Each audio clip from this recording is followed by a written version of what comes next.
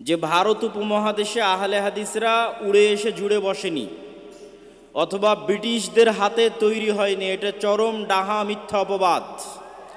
ভারত উপমহাদেশে আহলে হাদিসদের স্বতন্ত্র ইতিহাস আছে। আপনি হাফেজ মোহাম্মদ গোন্দলবী রাহিমাহুল্লাহর উস্তাদ আব্দুল মান্নান ওয়াজিরাবাদীর উস্তাদ শাইখুল কুল ফিলকুল মিয়া নাজির হুসাইন দেহলবী, শাইখুল কুল ফিলকুল মিয়া নাজির হুসাইন দেহলবীর নামে জামিয়া সালাফিয়া রাজশাহীতে বিল্ডিং আছে, ভবন আছে। জামিয়া সালাফিয়া রাজশাহীর 4 তলা বিল্ডিংয়ের নাম শাইখুল কুল ফিলকুল মিয়া নাজির হুসাইন দেহলবী ভবন, যার 1.25 লক্ষ থেকে 1.5 লক্ষ ছাত্র ছিল। আফগানিস্তানের কাবুল থেকে নিয়ে মিয়ানমারের এই রেঙ্গুন পর্যন্ত, রোহিঙ্গা আরাকান পর্যন্ত, এই পুরো ভারত উপমহাদেশের অঞ্চলে যেখানে যেখানে আহলে হাদিস গ্রাম আছে, যেখানে যেখানে আহলে হাদিস অঞ্চল আছে, আমি আব্দুল্লাহ বিন আব্দুর রাজ্জাক এখন পর্যন্ত গবেষণা করে আমার চ্যালেঞ্জ থাকলো, প্রত্যেক যেখানে আহলে হাদিস অঞ্চল আছে পুরো ভারত উপমহাদেশে, আফগানিস্তানের কাবুল থেকে নিয়ে মিয়ানমারের আরাকান পর্যন্ত, ওই প্রত্যেক জায়গায় মিয়া নাজির হোসেন দেহলবীর ছাত্র আছে। বলেন আল্লাহু আকবার। তথায় পুরো ভারত উপমহাদেশে আহলে হাদিস মানহাজকে, আহলে হাদিসের দাওয়াতকে সমগ্র ভারত উপমহাদেশে ছড়িয়ে দিয়েছে শাইখুল কুল ফিলকুল মিয়া নাজির হোসেন দেহলবীর ছাত্ররা। তার যদি 2-1টা ছাত্রের নাম বলি আপনাদের মনে রাখার সুবিধার্থে, আজকে আল্লামা ইবতিসাম ইলাহি জাহির রাহিমাহুল্লাহ বলছিলেন যে যারা গোলাম আহমদ কাদিয়ানীকে নবী মানবে তারা কাফের। আপনারা কি বিশ্বাস করেন? বাংলাদেশে কাদিয়ানীদেরকে রাষ্ট্রীয়ভাবে কাফের ঘোষণা করা উচিত না উচিত নয়? কাদিয়ানীরা কিভাবে বাংলাদেশের মাটিতে সাহস করে পঞ্চগড়ের মতো জেলায় যে তারা সেখানে একত্রিত হয়ে বৃহৎ সম্মেলন করবে, অথচ বাংলাদেশে আহলে হাদিসরা জীবিত আছে? উনি বললেন যে আল্লামা ইহসান ইলাহি জহির 4 বই লিখেছেন গোলাম আহমদ কাদিয়ানী বা কাদিয়ানী মতবাদের বিরুদ্ধে, এবং তিনি বললেন যতদিন ভারত উপমহাদেশের মাটিতে একজন আহলে হাদিসের সন্তানও জীবিত আছে ততদিন তারা কাদিয়ানীদের বিরুদ্ধে লড়াই করবেই করবে। তো ওই কাদিয়ানী মতবাদকে ভারত উপমহাদেশের মাটিতে যিনি সবচেয়ে বেশি নাস্তানাবুদ করেছিলেন তিনি হচ্ছেন মাওলানা সানাউল্লাহ অমৃতসরী, যাকে ফাতেহে কাদিয়ানিয়ত বলা হয়। গোলাম আহমদ কাদিয়ানীর সাথে মুবাহালার পরে 40 বছর খাতমে নবুয়তের মোজেজা হিসেবে পৃথিবীতে জীবিত ছিলেন মাওলানা সানাউল্লাহ অমৃতসরী। কে সানাউল্লাহ অমৃতসরী? শাইখুল কুল ফিলকুল মিয়া নাজির হোসেন দেহলবীর ছাত্র সানাউল্লাহ অমৃতসরী। তাহলে শাইখুল কুল ফিলকুল মিয়া নাজির হোসেন দেহলবী কে? ভারত উপমহাদেশ শুধু নয়, সমগ্র পৃথিবীতে সুনানুত তিরমিজির সর্বশ্রেষ্ঠ আরবি ব্যাখ্যা গ্রন্থ যিনি লিখেছেন তিনি আব্দুর রহমান আল মুবারাকপুরি। অন্ধ অবস্থায় ছাত্রদের সহযোগিতায় আমি নিজেও, যখন কেউ যদি সুনানুত তিরমিজি সম্পর্কে জানে, সুনানুত তিরমিজি সম্পর্কে পড়ে, যে ওয়াফিল বাব, ইমাম তিরমিজি রাহিমাহুল্লাহ প্রত্যেক হাদিসের পরে বলেন যে ওয়াফিল বাব, এই অধ্যায়ে আরও হাদিস আছে, আন ইবনে আব্বাস, আন ইবনে ওমর, আন আবি হুরায়রা, আন আনাস, আন আয়েশা। এই প্রত্যেকটা হাদিস কোথায় আছে তা ওই সময়ে না মাক্তাবা শামেলা ছিল, ওই সময়ে না গুগল ছিল। ভারতের মাটিতে বসে একজন আলেম ওয়াফিল বাবে ইমাম তিরমিজি কত জায়গায় সেই হাদিসের কথা বলেছে, সব হাদিস গ্রন্থ খুঁজে সেই হাদিস গ্রন্থের পৃষ্ঠা নাম্বার, বাবের নাম্বার উল্লেখ করে তুহফাতুল আহওয়াজি লিখেছেন। এখন পর্যন্ত সমগ্র পৃথিবীতে সুনানুত তিরমিজির শ্রেষ্ঠ আরবি ব্যাখ্যা গ্রন্থ এই আব্দুর রহমান মুবারকপুরি কে? শাইখুল কুল ফিলকুল মিয়া নাজির হোসেন দেহলবীর ছাত্র। সম্মানিত উপস্থিতি, মাওলানা শামসুল হক আজিমাবাদী আউনুল মাবুদের লেখক যখন ভারত উপমহাদেশে যে কোনো সহিহ বুখারীর গ্রন্থ, ভারত ছাপা যে কোনো সহিহ বুখারী আমাদের ছাত্ররাও পড়ে, আমি সেই দিনই পড়াচ্ছিলাম ছাত্রদেরকে, ওই সহিহ বুখারীর গ্রন্থের শুরুতে যেখানে যেখানে ইমাম বুখারী রাহিমাহুল্লাহ ক্বালা বাযুন নাস বলেছে, ওই প্রত্যেক জায়গায় তিনি নির্দিষ্ট একটি মাযহাবের রদ করেছেন। তো এই নির্দিষ্ট মাযহাবের অনুসারী একজন আলেম ওই ক্বালা বাযুন নাসের উত্তরে বই লিখেছে। তো ওনার বই লেখা শেষ হয়নি, উত্তরও প্রস্তুত হয়ে গেছে। মাওলানা শামসুল হক আজিমাবাদী সেই বইয়ের উত্তর দিয়েছেন, তাদের জ্ঞানের বর্ণনা দিয়ে শেষ করা যাবে না। তো ওই রকমই একজন শাইখুল ফিলকুল মিয়া নাজির হুসাইন দেহলভির একজন ছাত্র আব্দুল মান্নান ওয়াজিরাবাদী, আর আব্দুল মান্নান ওয়াজিরাবাদীর ছাত্র হাফেজ মোহাম্মদ গন্দলবি, আর হাফেজ মোহাম্মদ গন্দলবির কন্যা হচ্ছে আল্লামা ইহসান ইলাহি জহির রাহিমাহুল্লাহর ওয়াইফ আর আল্লামা ইবতিসাম ইলাহি জহির রাহিমাহুল্লাহর মা।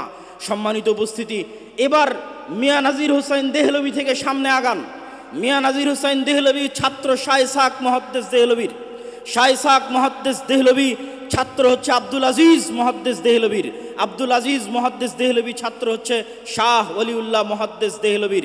দেহলভি মানে দিল্লিতে থাকে যারা, তাদের দিকে নিসবাত করে বলা হয় দেহলভি।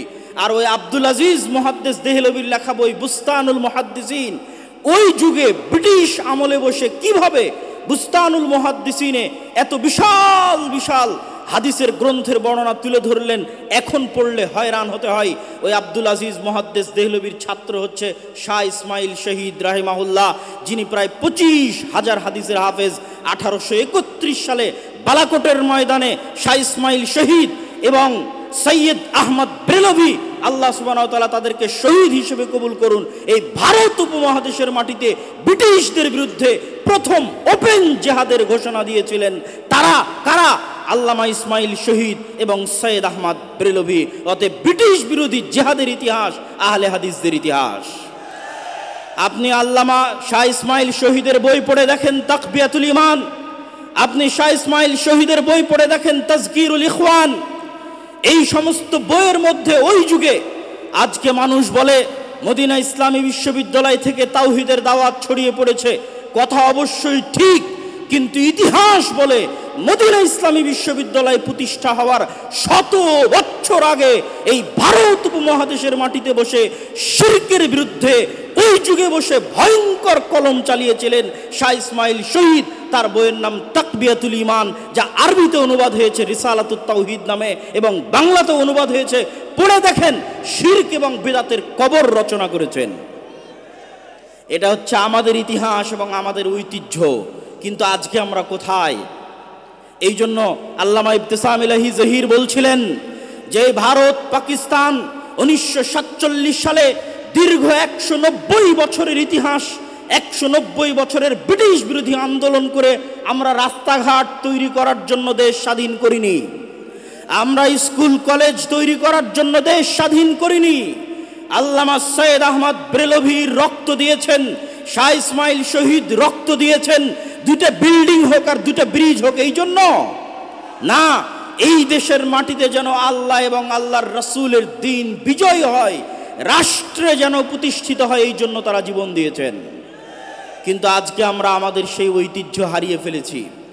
আজকে ঐতিহ্য হারিয়ে ফেলে আজকে আমি পড়ছিলাম আল্লামা আব্দুল্লাহিল কাফি আল কুরাইশি রাহিমাহুল্লাহর আহলে হাদিস পরিচিতি, সেখানে তিনি তুলে ধরেছেন কেন আজকের আহলে হাদিসরা পিছিয়ে আছে। তার মধ্যে অন্যতম একটি কারণ তিনি তুলে ধরেছেন ইনফেরিয়রিটি কমপ্লেক্স, হীনম্মন্যতায় ভোগা। আজকে আহলে হাদিসদের হীনম্মন্যতায় ভোগার একটা উদাহরণ আপনাকে দেই। সেকুলারিজম এবং ন্যাশনালিজমের বিরুদ্ধে উনি বলেছে, উদাহরণটা বুঝতে হলে একটু সেকুলারিজম বুঝবেন, একটু ন্যাশনালিজম বুঝবেন। উনি বলেছেন কওমিয়াত, কওমিয়াত মানে ন্যাশনালিজম। কওমিয়াতের যে মূর্তি আছে এই মূর্তি আমাদের ভেঙে দিতে হবে, ন্যাশনালিজমের যে মূর্তি আছে এই মূর্তি আমাদের ভেঙে দিতে হবে, সেকুলারিজমের যে মূর্তি আছে এই মূর্তি আমাদের ভেঙে দিতে হবে। এই সেকুলারিজম, এই ন্যাশনালিজম তাগুত এবং শিরকের কাছাকাছি মহা অন্যায় এবং মহা অপরাধ। কিন্তু দুঃখজনক হলেও সত্য কি জানেন, আমরা আহলে হাদিসরা যে ব্যক্তি নাভির নিচে হাত বাঁধে, যে ব্যক্তি রাফুল আদাইন করে না, তাকে অপছন্দ করি ঠিকই, কিন্তু একটা দল যখন সেকুলার পার্টি করে আর ওই সেকুলার পার্টির যখন নেতা হয়, তো ওই সেকুলার পার্টির নেতাকে কোন লজ্জায় গর্বের সাথে বলেন যে সে আহলে হাদিস? তওবা করা উচিত। একটা সেকুলার পার্টির নেতা কিভাবে আহলে হাদিস হতে পারে? আজকে আহলে হাদিসদের হীনম্মন্য মনোভাবের সবচেয়ে বড় প্রমাণ হচ্ছে কোথায় কোন ছাত্র নেতা কোথায় কে আন্দোলন করলো, তারা সেকুলার, তারা লালনবাদ, অথচ আহলে হাদিস আলেম গর্ব করে বলে যে তারা উমুক আহলে হাদিসের উমুক। নাউজুবিল্লাহি মিন যালিক। আহলে হাদিসদের এই হীনম্মন্য মনোভাব থেকে বেরিয়ে আসতে হবে। একজন আহলে হাদিস রিকশা চালক একজন সেকুলার দলের নেতার চেয়ে হাজার গুণ ভালো।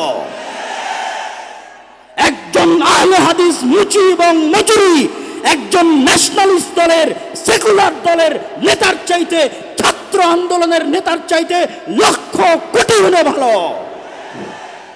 অথচ আহলে হাদিস আলেমের সন্তান যখন প্রধান উপদেষ্টার দরবারে গিয়ে নিজেকে আহলে হাদিস দাবি করে, তখন কেন গায়ে জ্বলে?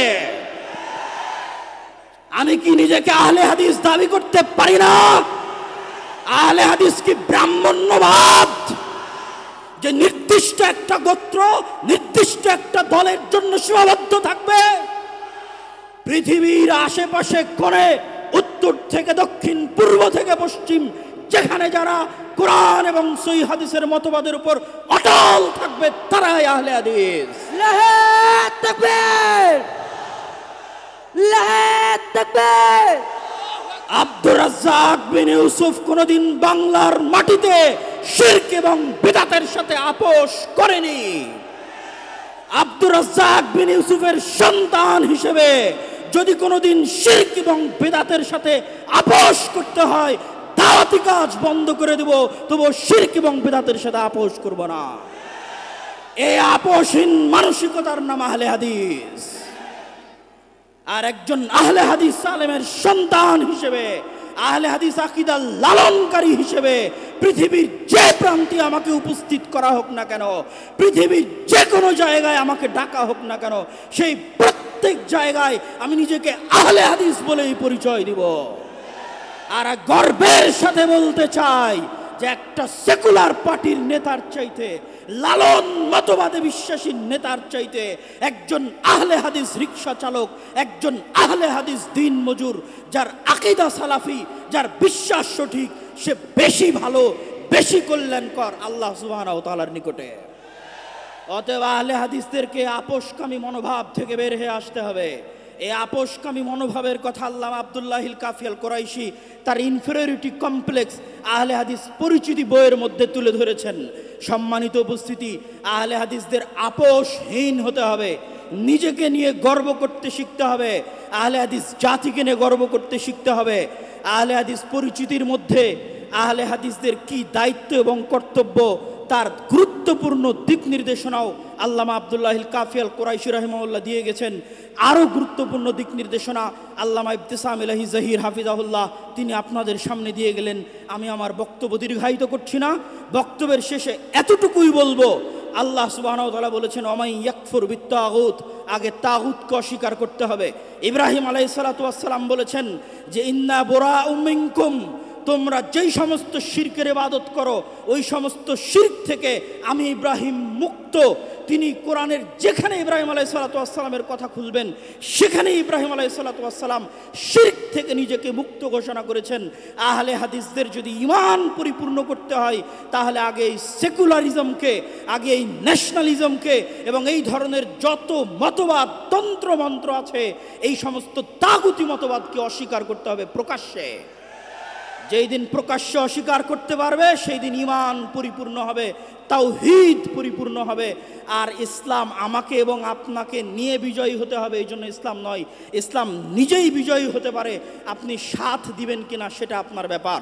সম্মানিত উপস্থিতি, আমি আমার সংক্ষিপ্ত বুঝ অনুযায়ী যেটি বুঝেছি যে আমরা যদি ইসলামকে রাষ্ট্র ক্ষমতায় প্রতিষ্ঠিত করতে চাই তাহলে আমাদের রাষ্ট্র ক্ষমতায় প্রতিষ্ঠিত হওয়ার যোগ্য হতে হবে, যা আমার প্রত্যেক বহু বক্তব্যে আপনাদের সামনে তুলে ধরেছি। ন্যায়পরায়ণতা, ন্যায়ের আন্দোলন করতে হবে নিজের জায়গায়, নিজের পরিবারে, নিজের সমাজে, প্রত্যেক ক্ষেত্রে ন্যায়ের আন্দোলন করতে হবে। এই ন্যায়ের আন্দোলন যেই দিন করবেন নিজে ন্যায়পরায়ণ হবেন, আল্লাহ সুবহানাহু ওয়া তাআলা দয়া করলে আপনাকে অবশ্যই তিনি রাষ্ট্র ক্ষমতায় প্রতিষ্ঠিত করবেন।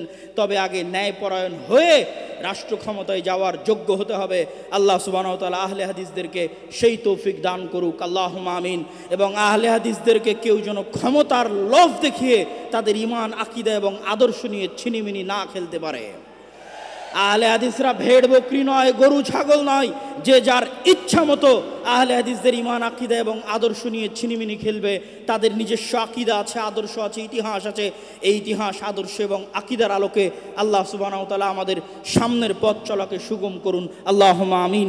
এই বলে আমি আমার সংক্ষিপ্ত বক্তব্য আজকে এখানেই শেষ করছি। ওয়া আখিরু দাওয়ানা আনিল হামদুলিল্লাহি রাব্বিল আলামিন।